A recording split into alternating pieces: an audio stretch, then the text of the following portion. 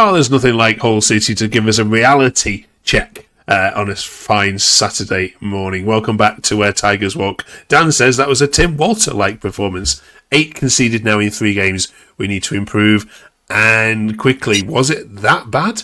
Welcome back to Where Tigers Walk. We've got Jack and Matty back with us, of course, as well. Thank you very much for watching as well. Massive apologies if you were watching last week. Massive microphone audio issue, so thank you for coming back, and huge apologies for anybody who had their ears blown out by our audio. Coming up this week, absolutely dreadful against Blackburn Rovers. Just how bad was it, and where did that come from? Sickness bug or not? Wasn't good enough, was it? Has Pandur fallen off? Some tweets and social media takers are suggesting he's not showing his former self. We'll get the panel's view on that in a minute, and we're going to ask Jack and Matty for their final shopping list of this summer transfer window, as of course the deadline shuts next Monday. Plus, we're also asking the question, where does the away kit feature in your top 3 or worst 3 of all times? Is it worse than this? I mean, this fantastic, this worst ever kit that Hull City have produced. Stay to the end of the video to get the panel's view on that. Right, Matty? That didn't take long, did it, for us to bump straight back down to earth? What's your view on the game? No, I think like, as you mentioned there at the top of the show as such, a bit of a reality check. I think probably what we needed. I know it sounds a bit strange, but I think just to kind of bring us back down to earth with a little bit of a bump. I think the rumours after the game was that we had a sickness bug and that had gone through the team, and hence why Charlie Hughes weren't playing. You could tell we lacked some serious energy. We lacked a real lot of what we all the good stuff that we'd done against Oxford kind of just didn't happen. The closing down, the runs off the ball. The midfield was very lethargic. McBurney was isolated a lot of the time up front, but it's one extreme to the other, in it with us City fans. We're up here. We're going to win the league one week. Next week we're going to get relegated. I think it's early on in the season. Let's put it into context. It wasn't a great performance. Let's try and move on. Hopefully we'll get Hughes back in the team, which will make a massive difference. Yeah, it wasn't great. Like I think we were discussing before, me and Jack, that there were a couple of players that probably came away from it that did okay, that get a little bit of credit because they actually did all right. I'd said Egan had a solid game, and probably Ndala still improved for me. He looked a threat first half, second half didn't really in the game. But let's just draw a line underneath it, move on. Big game coming up against Bristol City. That'll be a real test to see where we're actually at and whether we're going to improve or not. So yeah. I'm not all doom and gloom, Mark. Me personally. No. Yeah. We can't have any too big reactions to loss. You're going to have a few of them as you go through the season.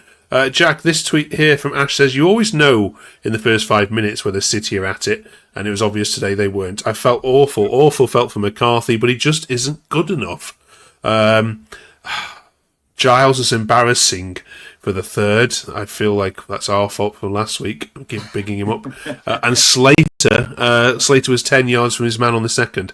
The feel-good factor is now gone. It wasn't very good in that last word there. Okay, let's run through those. Talk to me about McCarthy, first of all. Has he got a point, Jack? Yeah, I mean, it's just one game. And he's 18 years old, and he's not really. He's just been shoved into the limelight to play against Blackburn Rovers, and I think he did pretty well. There was some strong defending he did. I mean, he wasn't experienced. You could tell he wasn't getting into the spaces. Was far too open in the middle, and when they were coming on the attack and they're trying to get into the box, it was just too open, too easy to slice open the defence. But fair play to the guy. He came in, he did his job, not as well as we all hoped, but what can you do when we've got Ajayi and Hughes out? I mean, I don't really, and a Coyle out as well. And I think that game, funny enough, is when we needed Macca, but it was obviously he was in a green shirt, so green. So yeah, but as I said, he's a youngster, he's an academy player. We can't really slate him or anything like that. It is just what it is. The fan base can just turn nasty on players who they feel like they can blame. But I think if he's come in, he's done his job. He didn't really have any blunders. I think as a whole team, we played bad, but I think he was strong enough. So yeah, it's just typical Hull City fans just trying to target a player. Okay. Harsh, Mark. I think that's very harsh. I think first of all, he's playing out of position. He's played most of pre-season in midfield. He's then put into the back line, which was, he's thrust into the back line because we haven't got any options. He was at fault for the first goal, but second half he put it again. And to be honest, he came up against Hedges. I mean, Hedges is a good player. I've not seen much of him. I must admit, but I thought he was a really good player. So he did well second half. I know we conceded 2 goals, but he's 18. He's playing out of position. What do we expect from him? We brought in 2 centre backs that were supposed to fill in that position, and they're both injured. So for me, I know we said last week about selling Macca and Jones. We probably needed to keep one of them, and Macca had a great game against McBurney. So it's a bit harsh on the lad, I think. It won't help you to know that the title of our Blackburn Rovers podcast last week was Ryan Hedges should never play for us again. Really? Right. Absolutely. And then he goes and puts in that kind of performance. Right. Now, let's look Pandur, shall we? Matty, there's a few people that have said, 8 goals conceded, yeah, there's lots of reasons for that, but is Pandur just off the mark in terms of the level which he was showing us last season? Finn says, not good enough. Pandur has fallen off badly. He needs extra training. Try and start Williams next game, see what he brings to drama, and Giles doesn't look on it. Lost one, but it's a bad one. Take this next week as a learning curve. And he wasn't an isolated view there. Pandur fallen off, Matty?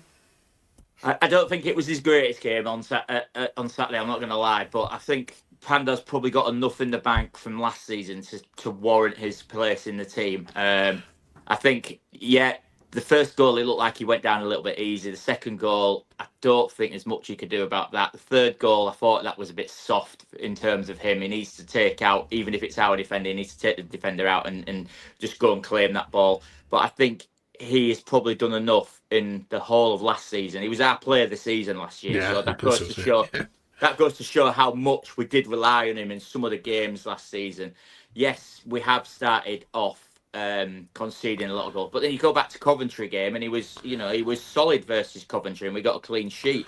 So I don't think he deserves all of this. It's rubbish for me. I think it's a lot of rubbish for me. He doesn't deserve it because he bailed us out so many times last season, and to be honest, I don't feel.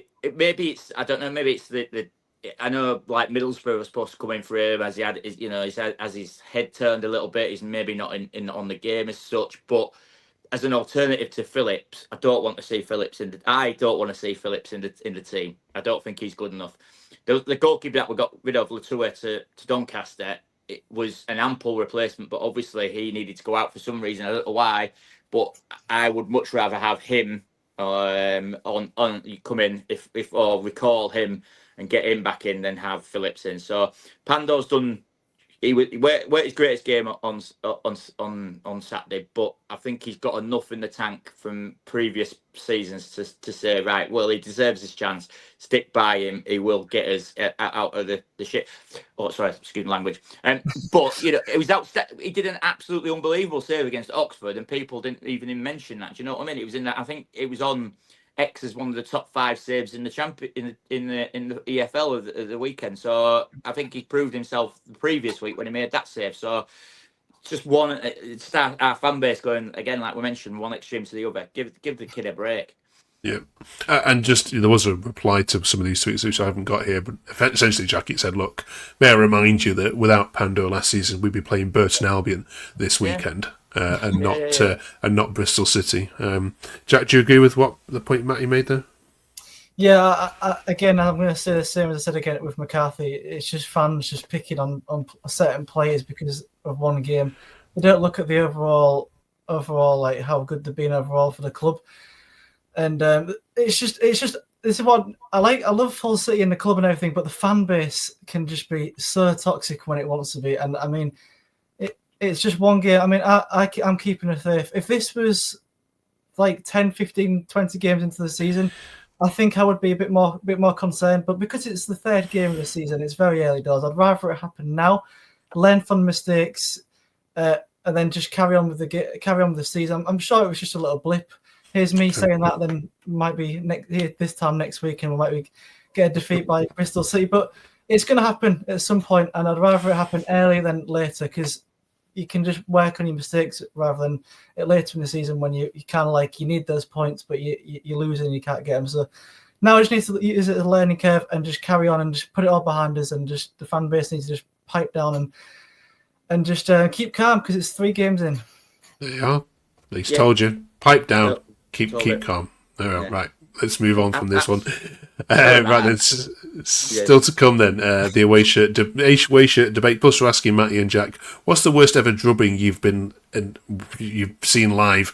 Hull City take. That's obviously on the back of QPR being absolutely trounced by Coventry. So there you go. That was a good result, wasn't it, Coventry? Given that one. Yeah. Right. Some transfer requests here from a fan. Here, Darren says 1 in, 1 out. Keep Kamara, number 1. Cancel Akintola's contract, 2. Loan in a young Premier League youth centre back. Loan out Harry Vaughan and loan in Hashimovic. Matty, talk us through that and add in your shopping list for this week, please, as the transfer window slams shut next Monday night. I'm not even going to attempt to pronounce his name. I glyphed over it. Thanks. that Bosnian, whatever he's called. So, I think looking again on Saturday, once we have got a few injuries, and kind of going back to your point before about the fan base and saying things, I think sometimes we do go a bit over the top, and I think I did on Saturday with a couple of players, because I think we do below the starting 11. I think we're quite bare in terms of that. So we do need players in, but the embargo says that we can only have 1 in and 1 out, so we're really struggling. So I suppose highlight was obviously Bellumi coming back on for the last 5 minutes. But for me, I would say that centre midfield is an issue. When we're missing. We missed Crooks, and I'm not the biggest fan of Crooks, I must admit, but we did miss him on Saturday. When we're missing bodies in there to do it. I think in the attacking wise, I think we're probably okay. We need somebody like Joseph to start stepping up to help McBurney, because McBurney's not going to. I don't think he's going to last the full season in being up front by himself. So we need other people to step up. So for me, that central midfield area is key for me. We need another. I think Lundstrom's fine, but we need another, maybe a number 8 or a box-to-box midfielder to help support, get up and down. So that would be key for me. Kamara's looks like he's going out. I think that's personally. I know we've kind of on here we've been a bit up and down with how his performances have been, but there is a player in there, and it's just unfortunate that we've not seen him as we wanted him to. We've seen glimpses of it, and it's just one of them. So. Yeah, probably defensive cover. I mean, what is frustrating is that the 2 centre-backs we brought in to replace McLaughlin and Jones are both out injured. So Famu and Ajayi are out injured. So we are short in that position, and it could tell on Saturday when Hughes wasn't there. So, and I don't think Egan usually lasts a full game. He normally comes off as well. So probably a centre-back, maybe a centre midfielder would definitely be my priorities in this week. Yeah. Yep. Jack? Yeah, I was watching that game and I was thinking, if this is going to happen, which it probably inevitably will during the season, we're going to need backups, because we're not going to be able to cope. I mean, we missed real leadership and experience in that squad on Saturday, and we really did miss Crooks, because at least he fights, he gets forward, and he's got something about him.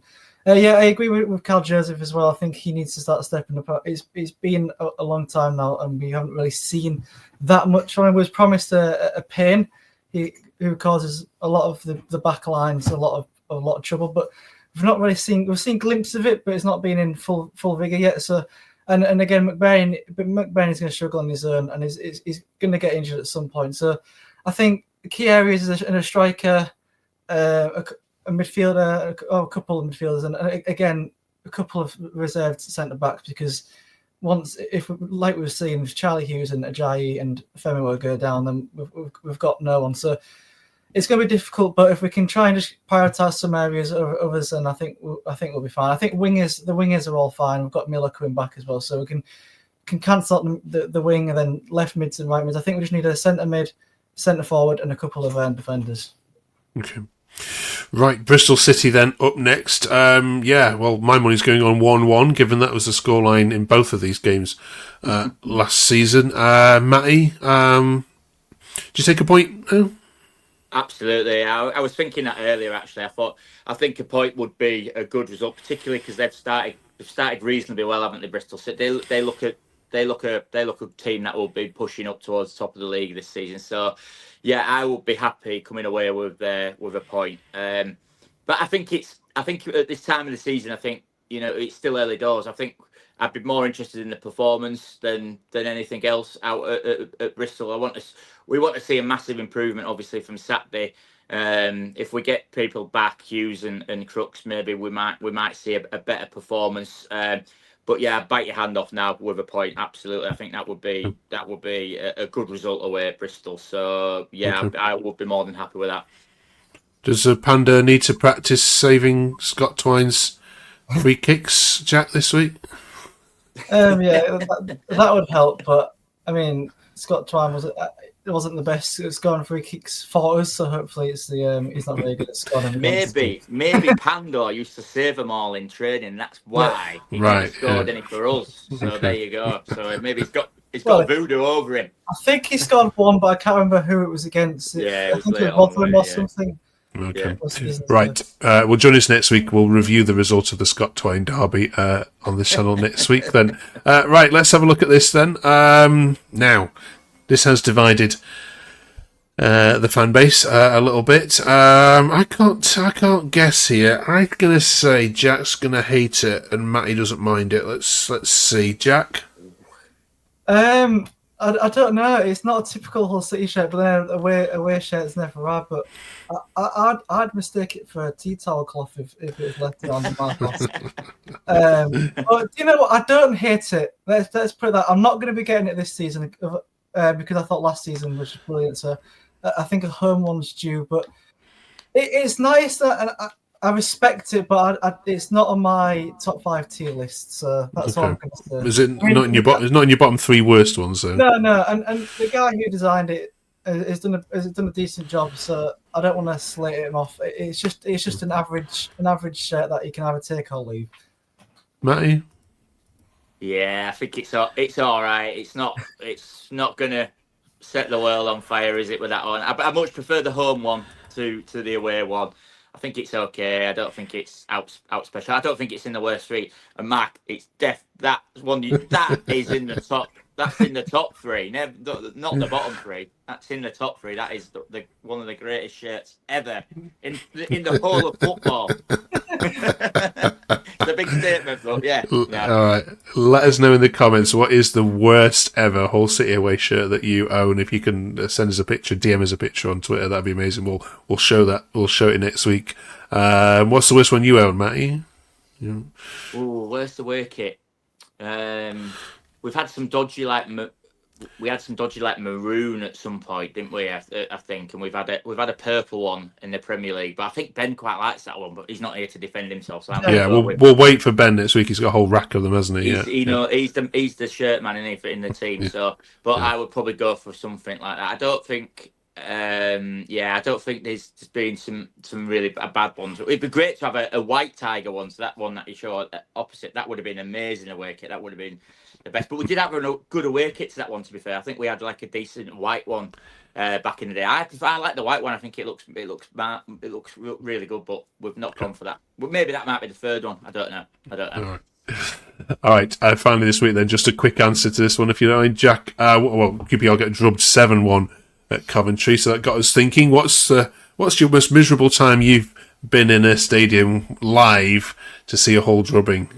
Well, I was going to say yesterday's, but I think looking back, I've been to the 7-0 loss against Tottenham at home in the 2016-2017 season, and I was watching that from the corporate section of the stadium. I was like, yeah, good job I've got these seats, otherwise I'd be out there. Matty, you remember We've had Where's someone- we've had a couple, haven't we? You know, the season we went down.